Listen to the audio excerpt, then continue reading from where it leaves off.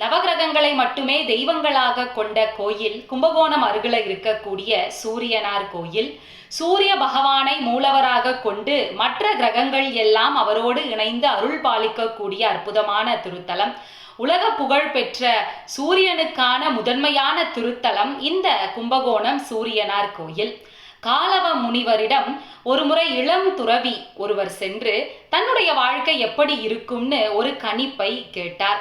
கேட்ட அவருக்கு, என்றைக்காவது ஒரு நாள் உங்களுடைய வாழ்க்கையை பத்தி நீங்கள் சிந்தித்தது உண்டா அப்படின்னு கேட்ட பொழுது, காலவ முனிவரும் தன்னுடைய வாழ்க்கை எப்படி இருக்கும்னு ஒரு கணிப்பை மேற்கொள்கிறார். அவருடைய வாழ்க்கையில பாதி நாட்கள் தொழுநோயோடு அவதிப்பட வேண்டிய ஒரு சூழல் இருப்பதாக அவருக்கு தெரிகிறது. அந்த நிலையிலிருந்து வெளியில வருவதற்கு கிரகங்களை எல்லாம் தன்னோடு இணைத்துக் கொள்கிறார்.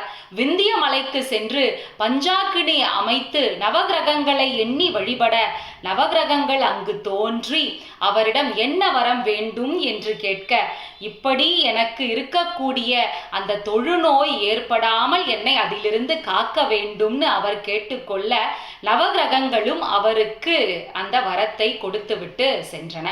இதை அறிந்த பிரம்மதேவருக்கு மிகுந்த கோபம். கிரகங்களை எல்லாம் அவர் உடனே வரவழைக்கிறார். வரவழைத்த அவர் சிவபெருமானின் ஆணைப்படி காலதேவனின் துணை கொண்டு நவகிரகங்கள் எல்லாம் ஒவ்வொரு உயிரும் செய்த பாவ புண்ணியங்களுக்கு ஏற்றபடி அவர்களுக்கு தண்டனை தர வேண்டும். அதற்காகத்தான் உங்களை நான் படைத்தேன். உங்களுக்கு தனித்து இயங்கக்கூடிய சுதந்திரம் இல்லை. அப்படி இருக்கையில் காலவ முனிவருக்கு நீங்கள் அளித்த வரம் செல்லாது. அந்த வரத்தின் காரணமா நீங்கள் அனைவரும் பூலோகத்திற்கு சென்று அந்த காலம் முடிகின்ற வரை தொழுநோய்க்கு ஆளாகி அதன் பிறகு உங்களுக்கு விமோச்சனம் கிடைக்கும்னு சொல்கிறார். உடனே அந்த கிரகங்கள் எல்லாம் பூலோகத்திற்கு வந்து 78 நாட்கள் தொடர்ந்து இந்த திருத்தலத்தில் வந்து தவம் இருக்கின்றன.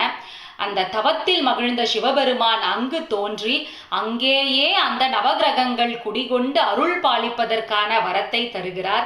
அது மட்டும் இல்லாம சுதந்திரமாக நீங்கள் செயல்படுவதற்கான ஒரு நிலையையும் நான் தருகிறேன்னு சொல்கிறார்.